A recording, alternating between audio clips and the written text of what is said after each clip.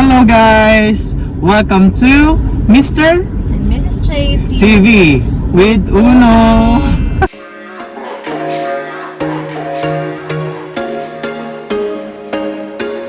There was once a day that I would pray for you. I'd go and misbehave just so you'd notice too. Sneaking looks up and down from across the room.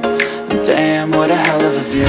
I feel good, you look great, I like you, I can't wait. A first time, a first date. You're so fine, I'm so late. You sip wine, I drink straight. Don't waste time to my place. I feel my heart erase. So catch me if I fall.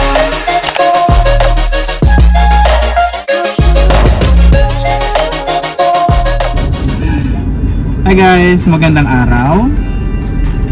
So ayan. It's a beautiful day. Yes, beautiful Sunday. Beautiful Sunday. This past few days, yes Nonoy? Yeah. This past few days, maulan. So, di kami masyadong naglalabas. And today is Sunday. It's family day. So, lumabas kami. Yay, yay.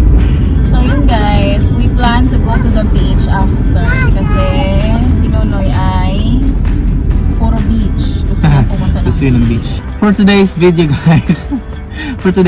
guys, we're going to talk about house hunting. house hunting.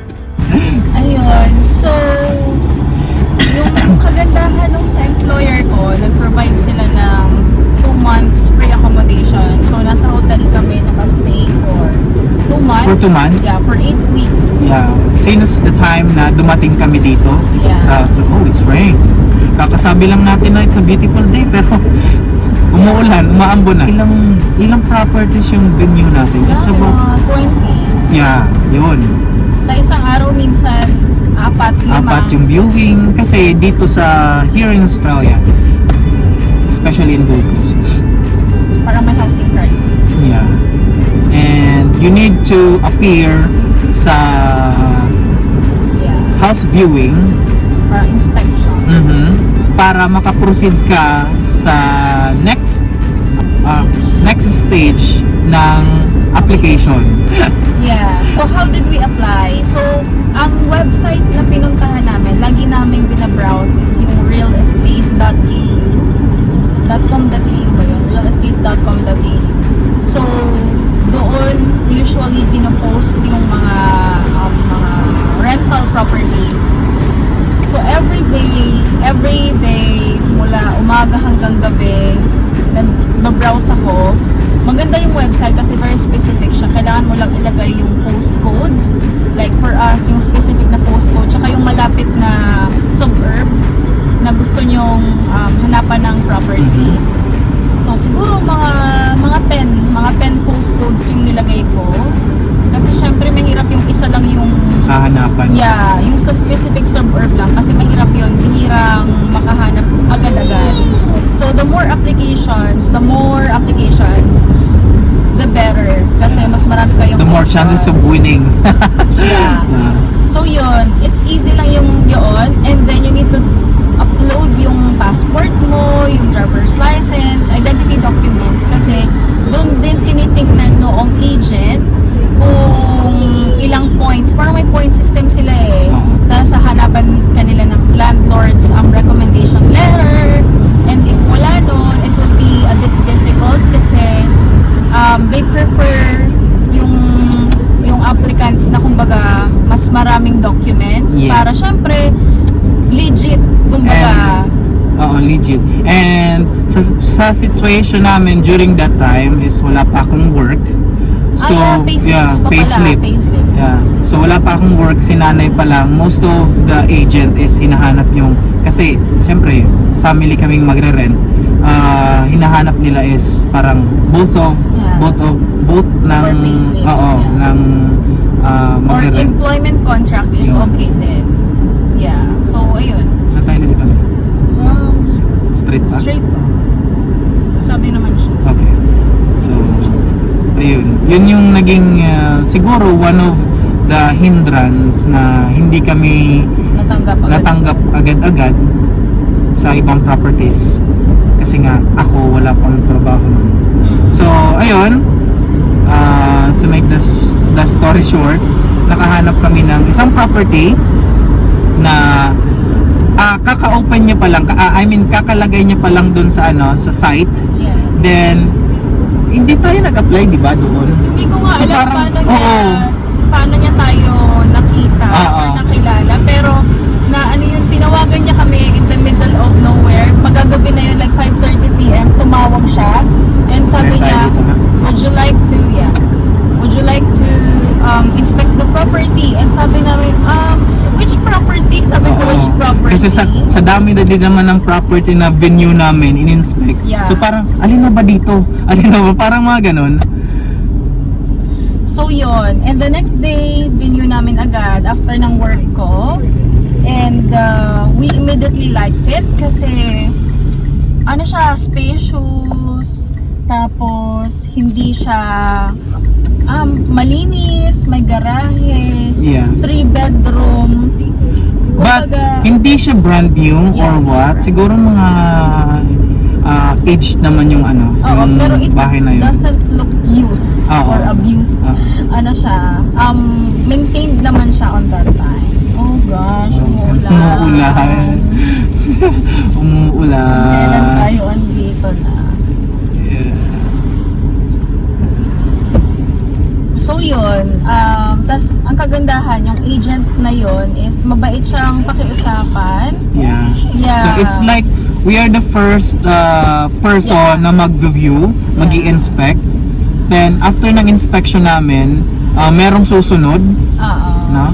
So but alam nyo, nakiusap kami na parang I-reserve na sa i-reserve na sa amin. Pero syempre, yung agent hindi siya makapagsabi na Yes, sir. okay, sa inyo na to, ganyan kasi meron pang merong ibang mag-view, mga ganyan. And ang nagde-decide din is yung may-ari ng Yeah, bahay, yung owner mismo. Hindi yung agent. Yep. Pero ang kagandahan, I think big thing yung kasama namin si Uno kasi parang Yung siya ni Uno na Oo, naantig yung ba? charm ni Uno. Kasi yung nangyari, what happened is, nung hindi niya naman kilala si Uno, hindi siya kilala ni Uno. Pero And hinag siya agad. pagkakita ni Uno, tumakbo si Uno tapos hinag. So, ako parang nahiya na, uy, baka hindi pwedeng gano'n. Oo. Pero sobrang bait nung agent. Yeah.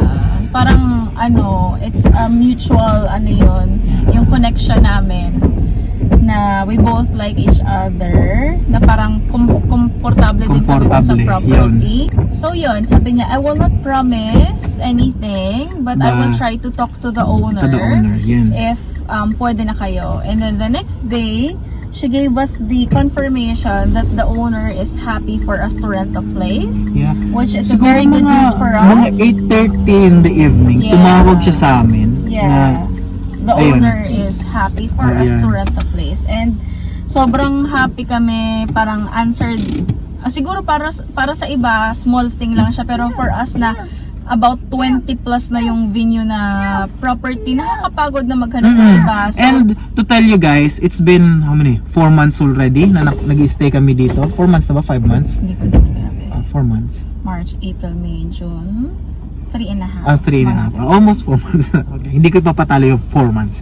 So, ayun. Ayun na nga.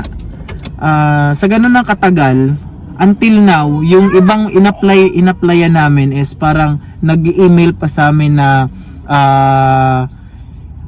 hindi kami successful sa application, parang ganun. Kaya. Oo, pero just to think na kung wala pa talaga kaming bahay na nahanap, tapos ganun pa din, hindi pa kami successful sa renting application namin, para mga ganun. Ang hirap ng sitwasyon.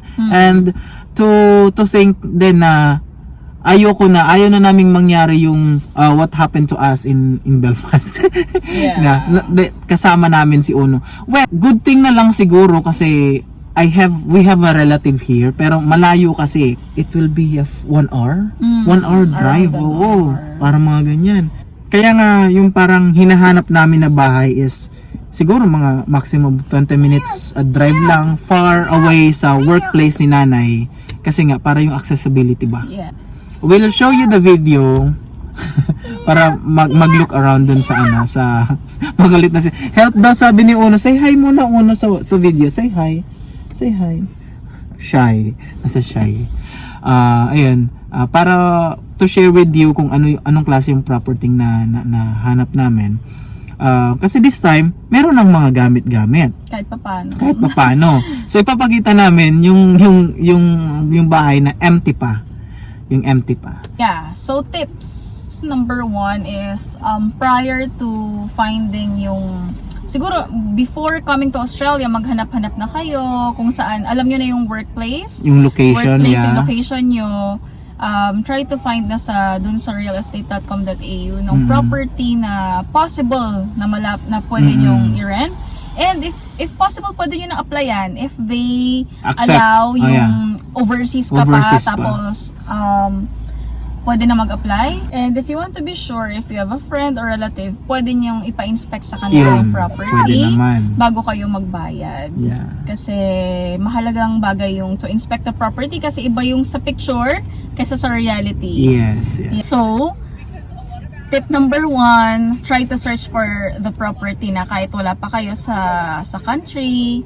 And then, tip number 2, if you have a friend or relative, ask them if pwede yung ipa-inspect yung property para wala pa kayo sa Australia pero pwede nyo nang ma-rent yung property.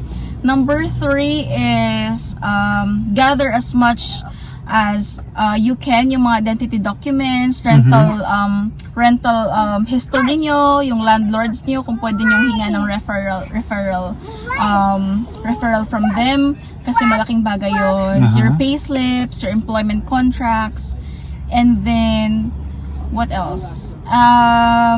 Yeah, and you need to communicate. Number 4 siguro is you need to communicate dun sa agent. Like, i-follow up nyo if you were accepted or not.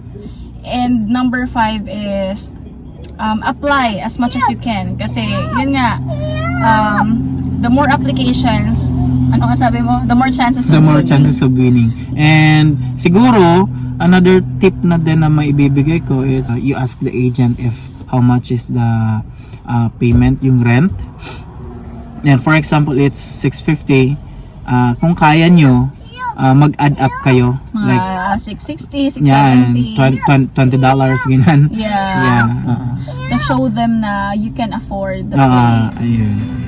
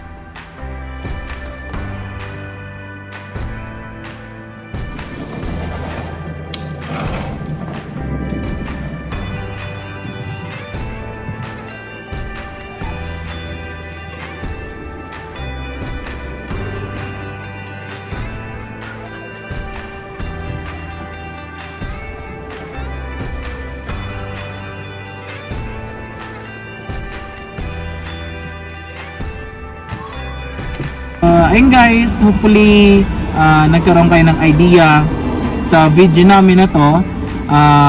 Supposedly matagal na namin tong na-post.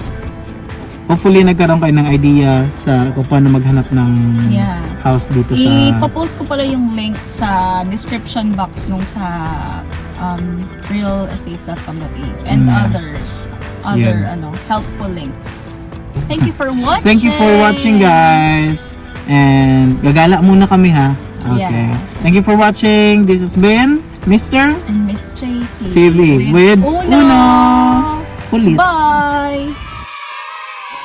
I drink straight, don't waste time to my place. I feel my heart erase, so catch me if I fall. Bye-bye.